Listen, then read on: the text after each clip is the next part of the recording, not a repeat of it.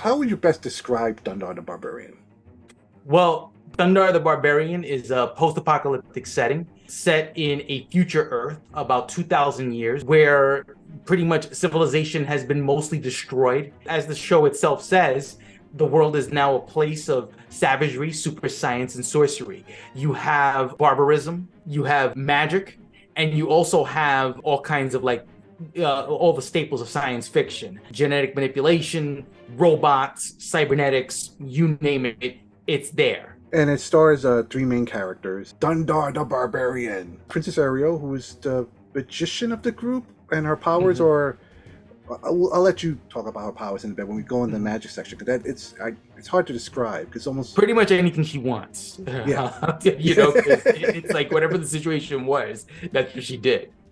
And Chewbacca of the group, Ukla the Mock, which is... Yes. Actually, it's my favorite character. It doesn't have a lot of lines, just growls and smashes things. I can't go wrong with that. I But think that with old age, I've grown to appreciate Ukla myself.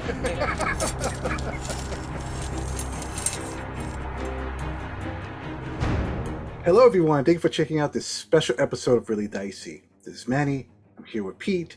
And today we're going to talk about Thundarr the Barbarian. Now, Pete and I have been watching the episodes recently, and we're talking about how can we adapt this to one of our favorite role-playing systems. And I'll be honest, I was thinking about D&D 5e, but the magic system wouldn't work. Also, you may need additional source books to figure out how to add modern or even post-apocalyptic stuff into the game. It's really hard to find anything like that, and we brought up GURPS, which actually might work really well because it's so adaptable.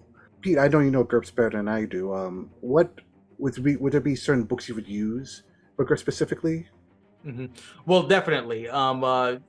Definitely there would be a lot of home brewing, and I'm a home brewing GM. And GURPS is the home brewing system. It is the Legos of role-playing game systems, is what I always tell people.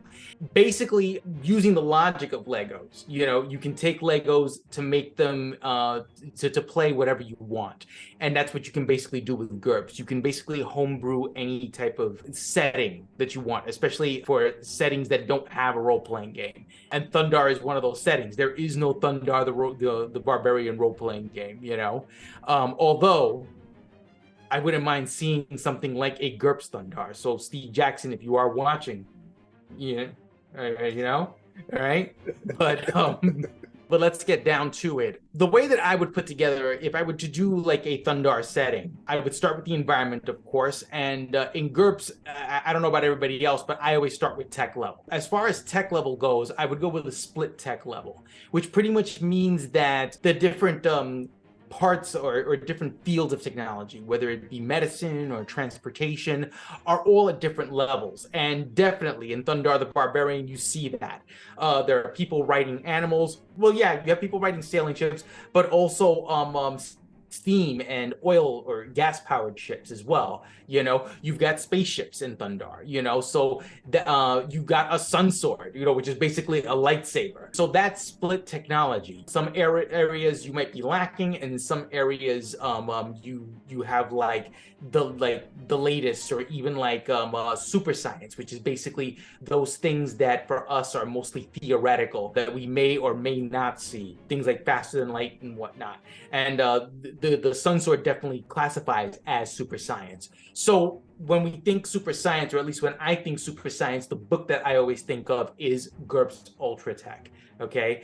And actually, in chapter 6 of GURPS Ultra Tech, which is the chapter on weaponry, what do you have but what's called the Force Sword, which is kind of like GURPS speak for lightsaber. And that right there it is. That's your sun sword. GURPS Ultra Tech even has other force weapons like force knives and stuff. The force sword appears in the basic GURPS book, so you don't need Ultra Tech. But I like Ultra Tech simply because there are all kinds of different technology, and just like I said, there are different types of force weapons. Like a force glaive, or like I said, a force blade, which is more like a force knife. So you can have different varieties of sun weapon if you want to, make a whole storyline behind that.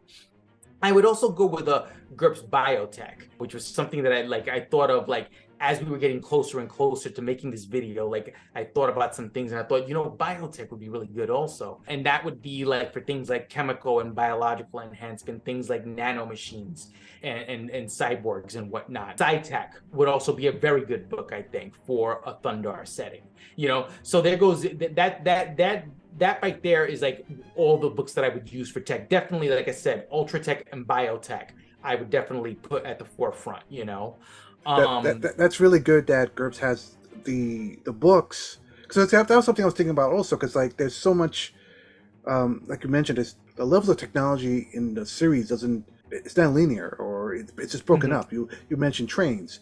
There's also one episode where one looks like medieval town was using robotic satellites to protect the town from wizards. So it's very mixed up, and right. I don't think most systems have rules for different tech like that, so it's good that GURPS have something like that. But let me ask you about this. What about magic? Now, Princess Ariel's magic is definitely a big part of the series, and it's not D&D. She doesn't cast fireball. She doesn't cast magic missile. It's a different sort of thing. How would you say GURPS? How would GURPS help with that? With defining her magic system? Well, here we go. With magic, I would actually do a mix of things. For standard magic, kind of like Ariel's, I would not use magic spells, but I would use a concept that GURPS calls magic as powers. Now, what is magic as powers?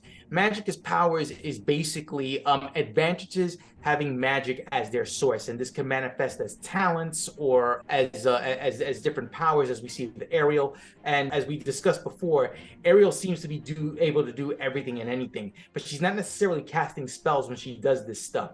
It's more like these are like innate powers that she has, that she basically manages to call upon. And it looks like really all of the magic users pretty much use magic in this way.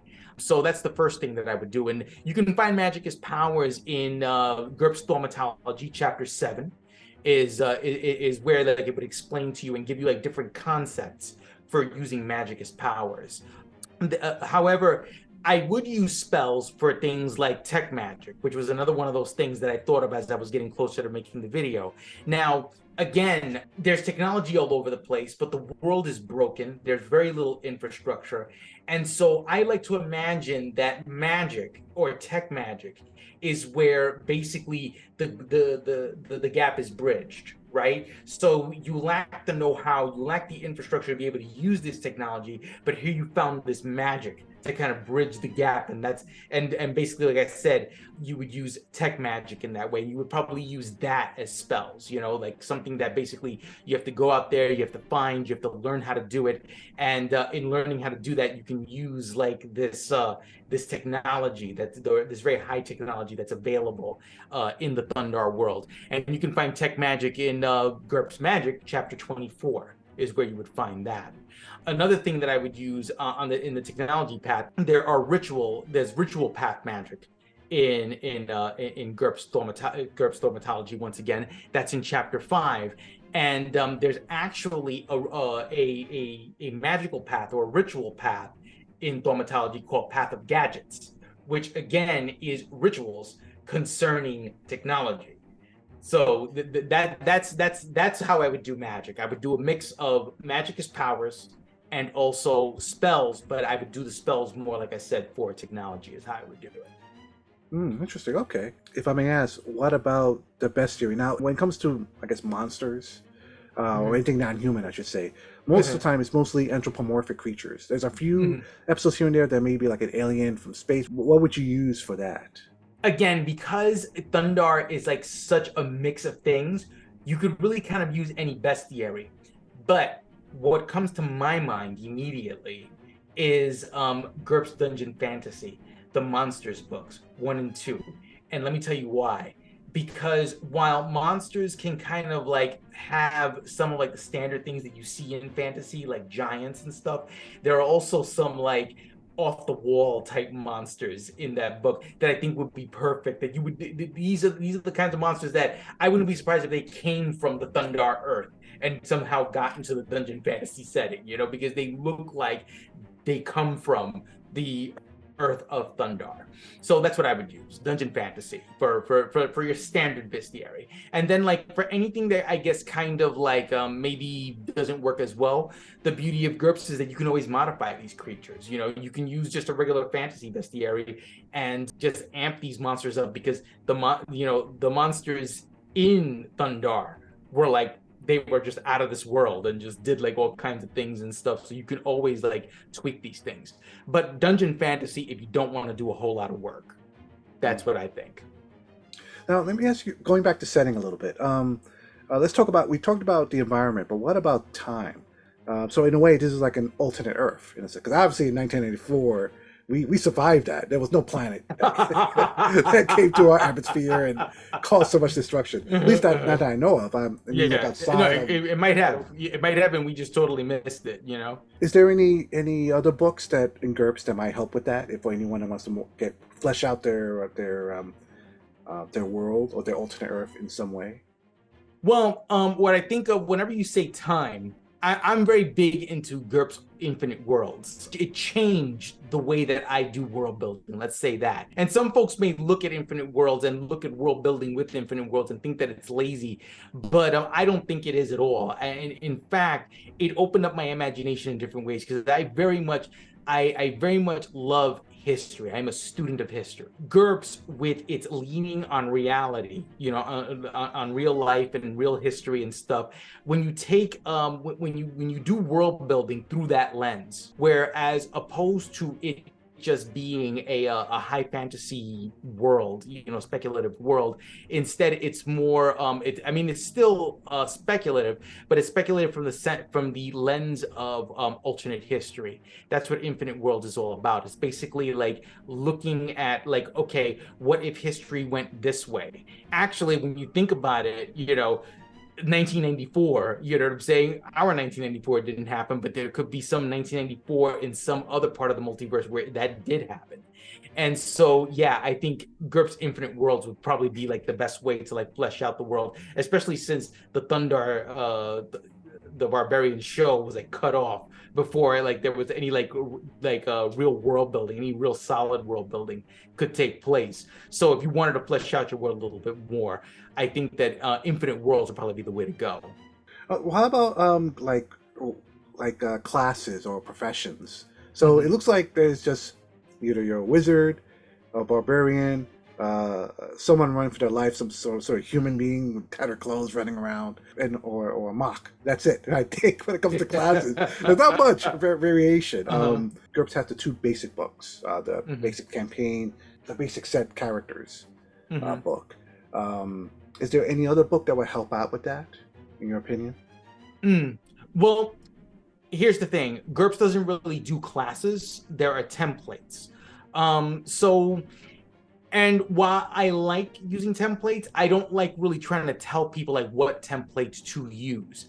Now, races is another thing, because you mentioned mocks.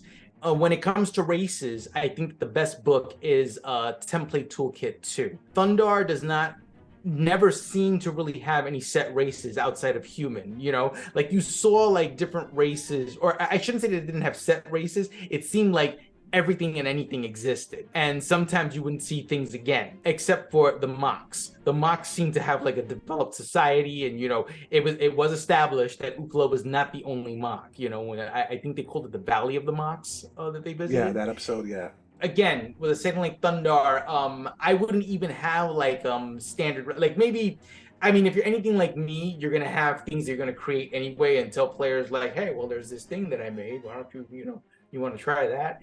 I would also leave it open to the player creating their own race, because Thundarr is just that kind of a setting where it's like, yeah, you could be anything. And Template Toolkit 2, I think, could help you do that. Is there anything else you think we need for Thundarr? What I would say is this: there are other universal game systems out there. I love GURPS. I don't like feeling like I'm preaching the gospel of GURPS. You know what I'm saying? Even though I often am, but I'd be curious to know what kind of universal setting would other people use. Whether it's Savage Worlds or Basic. The Chaosium system. What universal game system would you use to run Thundarr the Barbarian in? That's what I'm curious about. I'd like to see people talk about that in the comments. So yes, everyone, thank you for watching. Please let us know your comments, like and subscribe. Take care.